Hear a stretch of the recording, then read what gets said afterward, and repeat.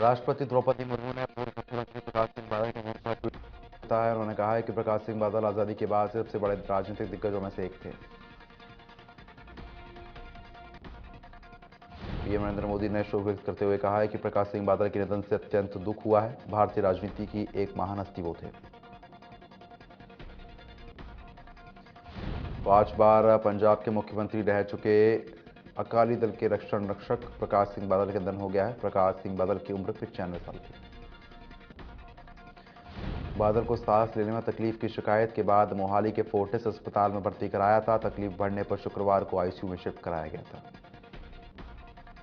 प्रकाश सिंह बादल के निधन पर केंद्र सरकार ने 2 दिन की राष्ट्रीय शोक की घोषणा की है। बादल का लंबा सियासी सफर रहा है। मोदी कैबिनेट की अहम बैठक आज। मन की बात के 100वें एपिसोड को लेकर होगी चर्चा। 100वें एपिसोड को लेकर देश भर में बड़े स्तर पर होगा आयोजन। केरल की राजधानी में प्रधानमंत्री मोदी ने रोड शो किया है। भारी संख्या में लोग पहुंचे हैं।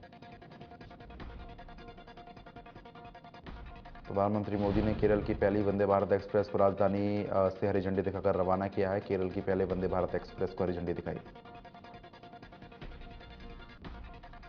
प्रधानमंत्री नरेंद्र मोदी आज केरल की राजधानी में डिजिटल साइंस पार्क की आधारशिला रखी है। इसके साथ ही विभिन्न परियोजनाओं का लोकार्पण शिलान्यास हुआ। पीएम मोदी ने कहा है कि केरल जागरूक, शिक्षित और समझदार राज्य है। आप सभी देश विदेश की परिस्थितियों से भली भांति परिचित है। दुनिया भारत के विकास को मान रही है। केरल के कोची में प्रधानमंत्री मोदी ने वाटर मेट्रो का उद्घाटन किया। इसके अलावा कई परियोजनाओं की आधारशिला रखी। प्रधानमंत्री ने कहा है कि हम शहरी परिवहन के मुद्दे को सुलझाने के लिए मेड इन इंडिया को बढ़ावा दे रहे हैं। फिर चाहे सेमी हाई स्पीड ट्रेन हो, रोपवे हो या फिर रो फैसिलिटीज हो, जहां पर जरूरत है काम हो रहा है। प्रधानमंत्री ने कहा है कि कोची का वाटर मेट्रो प्रोजेक्ट भी मेड इन इंडिया है। इससे कोची के अनेक द्वीपों पर रहने वाले लोगों को सस्ता और आधुनिक ट्रांसपोर्ट मिलेगा। प्रधानमंत्री ने कहा है कि भारत की बढ़ती हुई शक्ति और ताकत का लाभ विदेश में रहने वाले प्रवासियों को मिल रहा है। बीते 9 सालों में भारत में कनेक्टिविटी के इंफ्रास्ट्रक्चर पर अभूतपूर्व काम हुआ। प्रधानमंत्री मोदी ने कहा है कि देश की पब्लिक ट्रांसपोर्ट और लॉजिस्टिक्स सेक्टर का पूरी तरीके से कायाकल्प किया जा रहा है। हम भारत रेल के स्वर्णिम युग की तरफ आगे बढ़ रहे हैं। अमित शाह आज कर्नाटक दौरे पर हैं। टेरेडाल में आयोजित एक चुनावी रैली में कहा कि कांग्रेस पार्टी पीएफआई का पक्ष लेने वाली पार्टी है। अमित शाह ने कहा है कि बीजेपी की राज्य सरकार ने वोट बैंक के लालच में 4% मुस्लिम आरक्षण को खत्म कर दिया है। सीएम योगी को मिली है जान से मारने की धमकी। डायल 112 पर मैसेज भेजकर धमकी दी गई। एटीएस तफ्तीश कर रही। एफआईआर के मुताबिक सीएम योगी को यूपी 112 मुख्यालय में सोशल मीडिया के व्हाट्सएप डेस्क पर धमकी दी है, जिसके बाद तफ्तीश लगातार पुलिस कर रही है। इस मैसेज में लिखा था कि योगी को मार दूंगा जल्द ही। योगी को जान से मारने की धमकी के बाद एजेंसी अलर्ट। कर्नाटक में 4% मुस्लिम आरक्षण कोटे को खत्म करने के लिए राज्य सरकार के फैसले के खिलाफ चुनौती देने वाली याचिकाओं पर आज सुनवाई हुई है, जो कि टल गई है। सुप्रीम कोर्ट अब 9 मई को मामले की सुनवाई करेगा। कर्नाटक सरकार की ओर से तुषार मेहता के अनुरोध पर सुनवाई टली।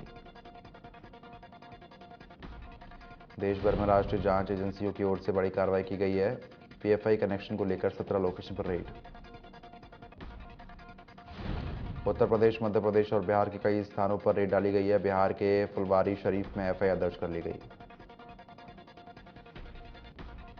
आज कर्नाटक दौरे पर सीएम शिवराज सिंह चौहान कर्नाटक की 3 विधानसभा सीटों पर करेंगे प्रचार।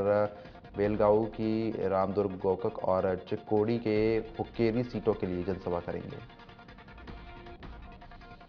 कोरोना बढ़ चुका है। देश में 6,660 नए मामले बीते 24 घंटे में आए हैं। एक्टिव केसों की संख्या 63,000 के पार।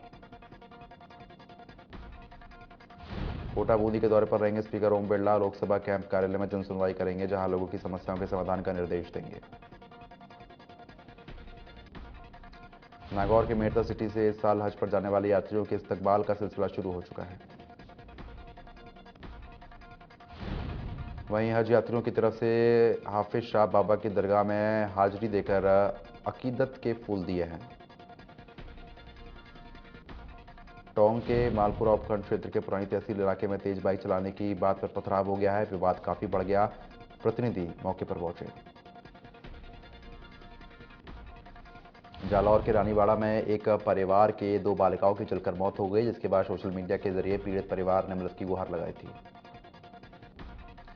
मुहिम चलाकर करीब 1,41,000 रुपये की आर्थिक सहायता की जो राशि है वो सौंप दी गई है। और सहकारी समिति के अध्यक्ष गुमान सिंह ने कहा है कि पीड़ित परिवार की मदद के लिए और भी मुहिम चलाई जाएंगी। सूरतगढ़ में एफसीआई ने 10 किलोमीटर दूर वेयर हाउस में सरकारी खरीद पर गेहूं लगाने का विरोध किया है, जिसको लेकर प्रदर्शन हुआ। इसी को लेकर माकपा और नेता मदन ओझा और ओम राजपुरोहित के नेतृत्व में मजदूरों ने एफसीआई पर निजी वेयरहाउस मालिकों से साठगांठ का आरोप लगाया है। खबर सूरतगढ़ से है, जहां नगर पालिका में 1 करोड़ 60 लाख रुपए के सीवरेज घोटाले की जांच की मांग को लेकर पार्षद प्रतिनिधि अमित कल्याण ने 93 दिनों से चल रहे धरने को समाप्त किया। वहीं धरना पूर्व विधायक गंगाजल मील और एसडीएम संदीप कक्कड़ कल्याण को जूस पिलाकर समाप्त कराया है। मौके पर नगर पालिका के वाइस चेयरमैन सलीम कुरैशी, पूर्व चेयरमैन बनवारीलाल मेघवाल सहित काफी लोग मौजूद रहे।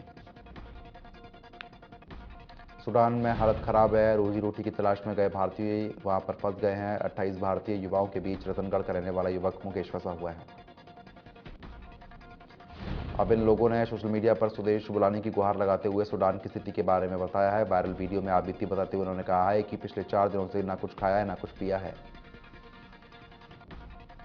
आपको बता दें कि ये लोग अपनी जान जोखिम में डालकर एक फैक्ट्री से जैसे तैसे पानी का जुगाड़ कर रहे हैं। वहीं मुकेश ने गृह मंत्री, विदेश मंत्री और आर्मी चीफ से वापस देश बुलाने की गुहार लगाई।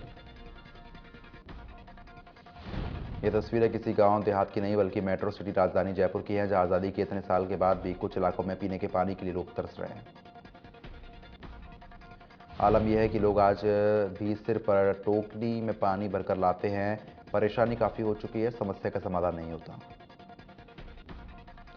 गर्मी में स्थिति काफ़ी बिगड़ जाती है। लोग पानी के लिए भटकते हैं, उसके बावजूद भी पानी इन तक नहीं पहुंचाया जाता है। जहां लोगों ने आपबीती बताते हुए कहा है कि हम सालों से पानी भरकर ला रहे हैं, हमने यहाँ कभी पानी आते नहीं देखा है। हम लोग घरों में पानी मांगने जाते हैं तो कुछ लोग पानी भरने के लिए मना करते हैं। वहीं महिलाओं से बातचीत करने पर पता चला है कि यहाँ पर जलालय विभाग के टैंकर भी 4 से 5 दिन में ही पहुँच पाते हैं, जिससे रोज़मर्रा के कामों में दिक्कत होती है। इसी के साथ आगे कहा कि हम दर दर भटकने के लिए मजबूर हैं। जालौर के सांचौर में 2 लड़कियों के शव मिले हैं। संदिग्ध परिस्थितियों में शव मिलने से हड़कंप मच गया। तफ्तीश पुलिस कर रही है। जयपुर में एक युवक ने फांसी लगाकर खुदकुशी कर ली। इस दौरान फाइनेंस कंपनी के संचालक पर प्रताड़ित करने के आरोप लगे। महंगाई राहत शिविर के सफल बनाने के लिए कांग्रेस प्रदेश अध्यक्ष गोविंद सिंह डोटासरा ने हर जिले में प्रभारी नियुक्त किए। इस मौके पर राजसमंद जिला प्रभारी जगदीश नारायण शर्मा ने कहा है कि मुख्यमंत्री अशोक गहलोत और गोविंद सिंह डोटासरा के निर्देश पर कार्रवाई हो रही है।